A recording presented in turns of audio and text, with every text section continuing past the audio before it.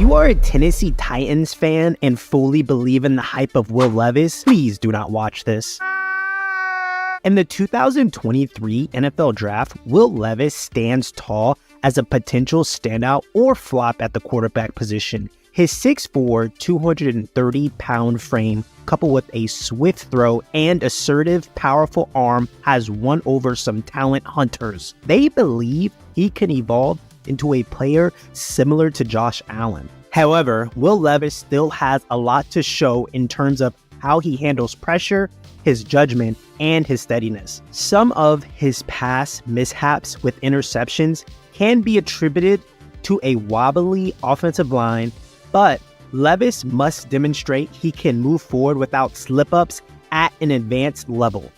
Levis's college career soared in 2021 when he moved to Kentucky from Penn State and claimed the starting quarterback role. Yes, let me say that again. He transferred from Penn State to Kentucky, which is a fact that a lot of Tennessee Titans fans may not even know. In his third year, secured 24 touchdowns and suffered 10 interceptions with a quarterback rating of 97.8. In his final year in 2022, Levis passed for 2,406 yards and achieved 19 touchdowns with 10 interceptions again and a quarterback rating of 97.8. Levis presents the Titans with several paths. Seasoned player Ryan Tannehill is approaching the last year of his existing contract. Levis could strive for the leading role in training camp. He might sit out a year to absorb enough knowledge from Ryan Tannehill. This likely implies that Tennessee wasn't satisfied by Malik Willis's performance last season, marking Levis as the anticipated future quarterback of the team. I personally do not believe it is that simple. Levis did not meet expectations in his final year at Kentucky. He entered the season with top pick expectations, but mostly underperformed. Kentucky's performance dipped from a 10-3 season to a 7-6 season. His stats remained steady, passing 19 touchdowns and 10 interceptions with 8.5 yards per attempt. He struggled in SEC play, averaging only 176 yards per game with 8 touchdowns and 7 interceptions. Let's go ahead and term Will Levis as he is, a quarterback with huge potential who hasn't reached his full capabilities. A general manager's duty is to recruit players based on their potential, not past performances. But it is very, very important that past performances aren't as detrimental as I believe Will Levis's career has shown. Levis wasn't the picture of steadiness in the SEC, but he did record impressive stats after moving from Penn State. Levis, the only quarterback in Kentucky's history to defeat rivals Louisville and Florida twice, led his team to 17 wins and 7 losses in 2 seasons, and is in the top rankings for touchdowns with 54, passing touchdowns with 43, total offensive yards with 5,501, and total passing yards with 5,232. Really awesome stats for a Kentucky alum, but in the grand scheme of things, it doesn't really pan out that beautifully. Penn State. I know you're probably wondering, who was at Penn State? Who made Will Levis transfer from Penn State? Before I let you know, please go ahead and give us a like so we know that you like this content and we're doing pretty good. In the 5th round of the 2023 NFL Draft, the Green Bay Packers selected Sean Clifford, quarterback out of Penn State. And so yes, at Penn State, Sean Clifford surpassed Will Levis for the leading role in both the 2019 and 2020 season. Levis later found fame at Kentucky and was a highly anticipated candidate for the 2023 NFL Draft before falling to the Tennessee Titans with the 33rd overall pick at the start of the 2nd round. Clifford's draft was considerably longer. 116 places to number 149 of the 5th round. He won't be contesting with Jordan Love, Sean Clifford that is, for the top spot, but he's been gifted a great chance to compete with overlooked Danny Etling to be the reserve to Jordan Love.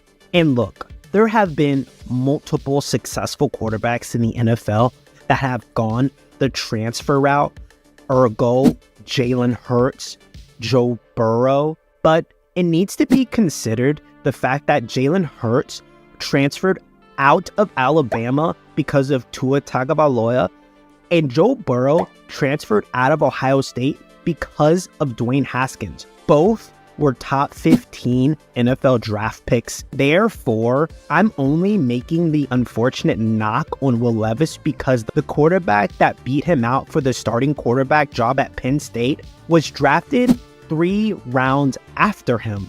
That has to mean something. Now, I want to briefly discuss my absolute biggest gripe on Will Levis. I am greatly irritated by Will Levis's unexplained, unmentioned decision to not participate in the Senior Bowl. His choice, influenced by either his poor agent or his own pride, I believe, directly affected his draft stock. Now, Real Friends in Football, which is us, we attended the Senior Bowl. And I believe if Will Levis participated for just a few days, he could have boosted his draft standing. He could have been the most outstanding quarterback at the Senior Bowl. This is a big deal because NFL talent scouts at the Senior Bowl game didn't appreciate Will Levis's absence. His agent more than likely promised him a top 10 draft spot, but was clearly wrong. Should it be due to his ego? Let's remember respected quarterbacks who attended the Senior Bowl. Once again, I am simply listing these quarterbacks just in case Will Levis's ego got in the way. So, Senior Bowl quarterbacks that have attended the big game: Phillip Rivers, Russell Wilson, Derek Carr, Dak Prescott, Carson Wentz, Jalen Hurts, Justin Herbert, and the golden boy by all media standards that can't do any wrong because he's the perfect peach, Josh Allen himself. There was no reason for Will Levis to avoid the main event that would have placed him in rooms with NFL executives who could have enhanced his draft position. He would have outperformed all quarterbacks present at the Senior Bowl because Real Friends in Football were physically at the Senior Bowl in Mobile, Alabama. And the skills showcased for that position were disappointing. From an outsider's perspective, it showed arrogance and a lack of competitive spirit. And if by any design, it wasn't Will Levis's decision to not attend the Senior Bowl, it's still a disappointment to either his management or any advisor that told him not to go. Days before the 2023 NFL Draft, there was a late buzz about Will Levis's potential on becoming the number 1 pick for the Panthers. But instead, he humiliated himself on live TV and was chosen on the second day by the Tennessee Titans. I'm personally bothered by the speedy and extreme hype and focus Will Levis gained due to his size and abilities.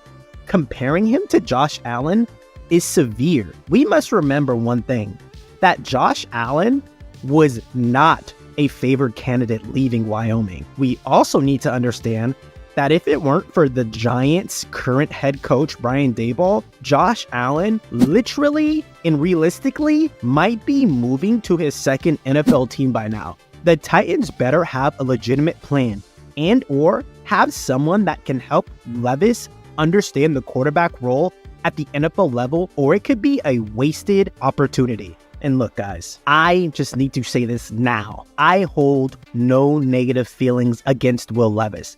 I have no negative agenda. I am not a fan of any team in the AFC South, and I sincerely wish him success in the NFL. However, his journey has been filled with loud, deafening, ear-splitting hype of emotions and rumors. I hope he's ready for the next step and won't shy away from important moments that could help him build his legacy. Levis probably began the first-round hopeful when ESPN predicted a 92% chance he'd be among the top 10 picks. Now, I have no idea how they got the 92%, but it was out there. And there was even a whisper on Reddit, take that for what you will, hinting that he might be a surprising pick for the number 1 spot. But that didn't happen. The Carolina Panthers chose Bryce Young instead. As the picks kept coming, Levis was left in the wings. Other quarterbacks were chosen before him. CJ Stroud joined the Houston Texans as the second pick. And Anthony Richardson, who was his quote-unquote rival in this draft process, was selected by the Indianapolis Colts as the 4th pick. Levis sat there as time kept ticking. When the last pick was announced in the first round and Levis's name wasn't called, the waiting game ended. Shockingly to the general public, but proudly not myself, Levis had been overlooked in the first round. His omission from the first round was even more baffling considering the teams who could have benefited from a young quarterback. The Tennessee Titans, the Tampa Bay Buccaneers, or the Detroit Lions. The fact that those 3 teams within the first round passed up on a 6'4", 230-pound mobile quarterback, it shows for greater concerns that aren't being publicized. Friday came and the quarterback didn't have to wait too long. The Titans traded up and used the 33rd pick of the draft, the second of the night on Levis. So, question. What if the Titans start the season with 5 losses? They're an 0-5 team, or Ryan Tannehill gets injured early on. Will Levis will be thrown into a situation he may not be prepared for, and that might hurt him on the long end. The emphasis on a strong throwing arm is a rather simple-minded characteristic for the quarterback position. Yes, very simple-minded. There have been several muscular, super athletic NFL failures. Blake Bortles, EJ Manuel, you guys remember Jamarcus Russell? And yes, Titans fans, there are fair comparisons to be made between Will Levis and Jake Locker. I've personally compared Will Levis to the Memphis star himself, Paxton Lynch. Once again, it's very important that I say this. I have no personal agenda against Will Levis. I hope he soars into the sky and becomes one of the elites. But the unfortunate comparison to Josh Allen is in reality harsh and far-fetched. But I hope he can live up to or even exceed the comparison. However, he also faced the unpleasant prospect of failing like Paxton Lynch. If you are honest with yourself, Titans fans, and be honest, who is he more similar to right now? Like, comment, and subscribe.